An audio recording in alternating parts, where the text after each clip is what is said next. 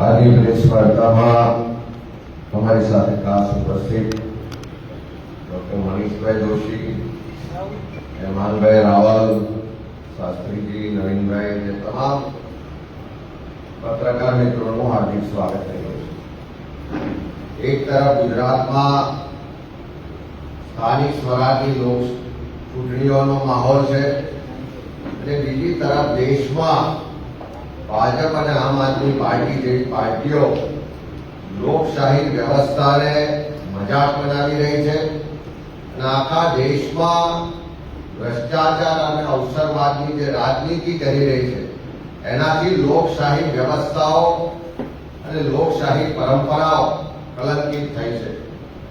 જે રીતે એક તરફ ગુજરાતમાં ભારતીય જનતા પાર્ટીનું કટકી કમિશન અને કમલમ નું જે આખું નેક્સસ છે એ ખુલ્લું પડી ગયું છે।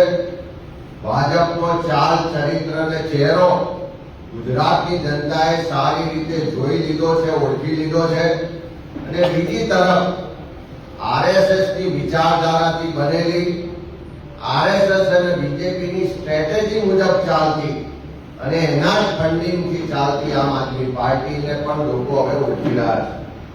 આખા દેશમાં 2013ના વર્ષથી જે રીતે લોકશાહી વ્યવસ્થા અને લોકોને છેતરવા માટેનું એક વ્યવસ્થિત સુનિયોજિત ષડયંત્ર ચાલતું હતું કે ગઈકાલે દેશ ને દુનિયા સમક્ષ ખુલ્લું પડી ગયું છે। ભારતીય જનતા પાર્ટી અને આમ આદમી પાર્ટી ક્યારેય એકબીજાના વિરોધી હતા જ નહીં, ફક્ત દેશ ને દુનિયા સમક્ષ વિરોધી હોવાનું નાટક કરતા હતા અને દેશના લોકોને છેતરતા હતા। ગઈકાલની ઘટનાથી આપણો ઇતિહાસ જોઈએ તો 13 વર્ષ સુધી જે જૂઠાણા ચાલ્યા, જે લોકોને છેતરવા માટેનું એક સુનિયોજિત ષડયંત્ર ચાલતું હતું, એના પરથી પડદો ઉઠી ગયો। દેશ અને દુનિયાએ જોઈ લીધું ત્યારે ગુજરાતના લોકો આઘાતની લાગણી સાથે આ આખી જે ઘટના છે એને જોઈ રહ્યા છે અને એટલા જ માટે જયારે આખી ઘટનાના ઊંડાણમાં જઈએ તો આખી જે ષડયંત્રનું જે સુનિયોજિત પ્લાનિંગ હતું એને આપણે જાણી શકીશું।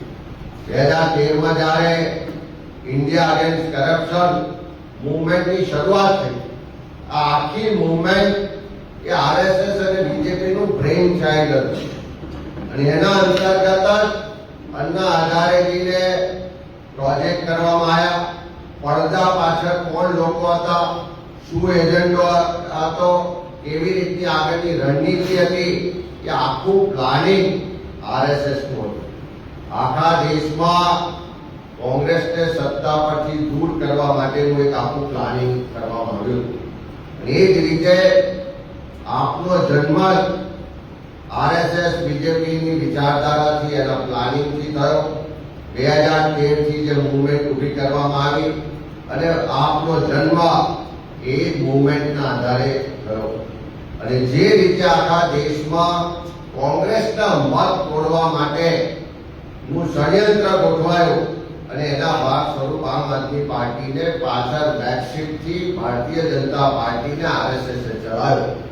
ગઈકાલે જે રીતે જોયું કે રાજ્યસભાના આમ આદમી પાર્ટીના 10માંથી 7 એમપીઓ એટલે કે 2/3 મેજોરિટી પત્ર લખી અને પાર્ટી છોડી હોત તો બરોબર છે, પણ પત્ર લખી અને 2/3 મેજોરિટી એમપીઓ ભારતીય જનતા પાર્ટીમાં મર્જ થવાની જાહેરાત કરે છે। એ આખા દેશ માટે, દેશના લોકો માટે આઘાતજનક ઘટના પણ ઊંડાણમાં જોઈએ તો કોઈ આજકાલની ઘટના નહીં, પણ પહેલેથી રચાયેલું જે વ્યવસ્થિત ષડયંત્ર હતું એના ભાગ સ્વરૂપ આ કાર્યવાહી થઈ રહી છે। એ જ રીતે ગુજરાતમાં પણ તમે જુઓ કે ભરૂચના સાંસદ ખુલ્લેઆમ સ્ટેટમેન્ટ કરી રહ્યા છે કે થોડા સમયમાં એક સિટિંગ એમએલએ એ આમ આદમી પાર્ટી છોડીને ભારતીય જનતા પાર્ટીમાં જોડાવાના છે, એવું જાહેરમાં મનસુખ વસાવા કહી રહ્યા છે। સૌરાષ્ટ્રના ભાજપના નેતા જાહેરમાં ભાષણ કરી રહ્યા કે તમે આપના લોકોને જીતાડશો તો થોડા દિવસમાં એ ભારતીય જનતા પાર્ટીમાં જોડાઈ જવાના છે, એમાં કોઈ શંકાને સ્થાન નથી. એટલે ભારતીય જનતા પાર્ટી હવે ખુલ્લેઆમ કહી રહી છે કે આમ આદમી પાર્ટીના લોકો એ અમારા જ લોકો છે અને આવનારા દિવસોમાં અમારી સાથે જોડાવાના. એટલે ભાજપ આખી જે રણનીતિ મુજબ ચાલી રહી છે કે આખા દેશમાં જે રાહુલ ગાંધીજી કોંગ્રેસનું વર્ચસ્વ વધતું જાય છે, લોકો ભાજપથી વિરોધ થતા જાય છે. 2029માં દેશમાં સરકાર બદલાવાનું સુનિશ્ચિત છે. ભાજપને હારનો ડર લાગે છે કે એમના જે બચ્ચાઓ હતા એને પાછા ફરી એમની પાર્ટીમાં જોડી રહ્યા છે અને લોકો છેતરાઈ રહ્યા છે. કોંગ્રેસ પાર્ટીએ છેલ્લા 12 વર્ષથી સતત કીધું કે આમ આદમી પાર્ટીએ ભાજપ આરએસએસ નું બચ્ચું છે, ભાજપની બી ટીમ છે. કોંગ્રેસના મત તોડવાની રણનીતિના ભાગરૂપે ગુજરાતમાં એને લોન્ચ કરવામાં આવી છે. 2013 થી તો લોકો ભ્રમિત હતા, પણ 2022ની ચૂંટણીમાં લોકોને સ્પષ્ટ ખ્યાલ આવ્યો કે આમ આદમી પાર્ટીએ ભાજપની બી ટીમ છે. સરકાર વિરોધના જે મત છે, એન્ટી ઇન્કમ્બન્સીના જે મત છે, એને તોડવા માટેનું એક આ વ્યવસ્થિત પ્લાનિંગથી એને સપોર્ટ થઈ રહ્યો. એવા સંજોગોમાં હવે કોઈને પણ આશ્ચર્ય નથી કે આમ આદમી પાર્ટી ભાજપની બી ટીમ છે. બધા જ આજે જાણી ચૂક્યા છે, જોઈ ચૂક્યા છે અને સાબિત થઈ ચૂક્યું છે. અને જ્યારે આ સંસદ સભ્યો મર્જ થયા ભારતીય જનતા પાર્ટી, ત્યારે પંજાબની જનતાને એવું લાગ્યું કે અમારી સાથે વિશ્વાસઘાત થયો, અમારી સાથે છેતરપિંડી થઈ. હજુ તો એવા પણ અહેવાલ છે કે થોડા દિવસોની અંદર પંજાબ સરકારના બહુમતી ધારાસભ્યો લેખિત સ્વરૂપે જાહેરાત કરવાના છે કે અમે બધા જ આમ આદમી પાર્ટીના ધારાસભ્યો, આમ આદમી પાર્ટી આખી બહુમતી ભારતીય જનતા પાર્ટીમાં મર્જ થવા જઈ રહી છે. એટલે પંજાબના લોકો તો છેતરાયા, પંજાબના લોકો સાથે તો વિશ્વાસઘાત થયો. પણ હું આ પ્રેસના માધ્યમથી ગુજરાતના લોકોને વિનંતી કરવા માંગુ છું કે તમારી સાથે વિશ્વાસઘાત ના થાય, તમારી સાથે છેતરપિંડી ના થાય, એનું ખાસ ધ્યાન રાખજો. કારણ કે આવતીકાલે જ્યારે આખા ગુજરાતમાં મતદાન થવાનું છે, ત્યારે ક્યારે સરકાર સામેનો બધાને વિરોધ છે. ભારતીય જનતા પાર્ટીના ભ્રષ્ટાચારી શાસનને બદલવું, આ કુશાસનમાંથી લોકોને મુક્તિ જોઈએ છે. પણ જે વિરોધના મતો છે એને ડાયવર્ટ કરવાની, વિભાજિત કરવાની ભાજપ આરએસએસની સ્ટ્રેટેજી મુજબ કદાચ જો કોઈ આમ આદમી પાર્ટીને મત નાખ્યા તો તમારા મત વેડફાઈ જવાના છે. જે વિશ્વાસઘાત છેતરપિંડી પંજાબના લોકો સાથે થઈ, એવી છેતરપિંડી વિશ્વાસઘાત ગુજરાતના લોકો સાથે ના થાય, એની વિશેષ કાળજી ગુજરાતના લોકો રાખે એવી વિનંતી પણ કરીએ છીએ. જ્યારે આપણા ગુજરાતમાં પરિવર્તનનો સંઘર્ષ થઈ ચૂક્યો હોય, ગુજરાતના મતદારો પરિવર્તન માટે મતદાન કરવાનો સંકલ્પ લઈ ચૂક્યા હોય, ત્યારે પરિવર્તનનો સંકલ્પને કોંગ્રેસ જ વિકલ્પ, એકમાત્ર કોંગ્રેસ પાર્ટી છે જે ગુજરાતના લોકોના હક અધિકાર માટે હંમેશા લડી છે. ગુજરાતમાંથી આ ભ્રષ્ટ શાસનને દૂર કરવા માટે હંમેશા અવાજ ઉઠાવ્યો છે. અને આ જ કોંગ્રેસ પાર્ટી છે જે ગુજરાતના લોકોના વિકાસ અને ખુશહાલી માટે હંમેશા કામ કરતી આવી છે. ગાંધી, નહેરુ અને સરદારની આ કોંગ્રેસ પાર્ટી એકમાત્ર ગુજરાતનો વિકલ્પ છે.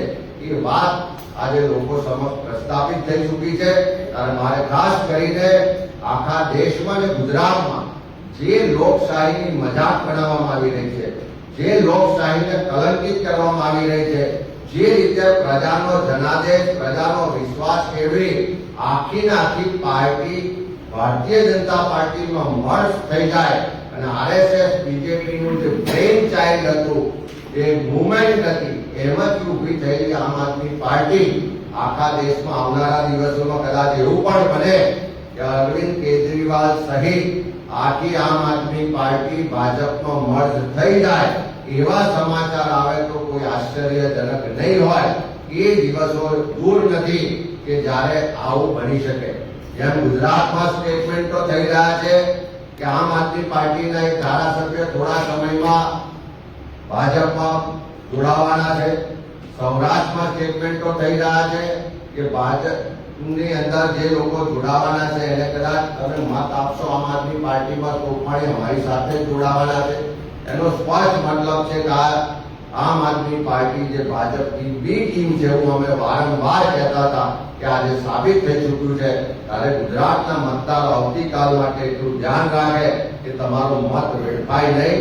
તમારો મત પરિવર્તન માટે છે, તમારો મત સુશાસન માટે છે, તમારો મત ભ્રષ્ટાચારીઓને દૂર કરવા માટે છે, તમારો મત તમારા ટેક્સના પૈસાની જે બરબાદી થાય છે એને રોકવા માટે છે. ત્યારે આ મત વેડફાય નહીં ને કોંગ્રેસ જ એકમાત્ર વિકલ્પ છે એ વાત કરવા માટે આજે તમારી સમક્ષ આવ્યા છે. એનો આપના માધ્યમથી ગુજરાતની જનતા સમક્ષ મેસેજ જાય, સંદેશો જાય એવી વિનંતી.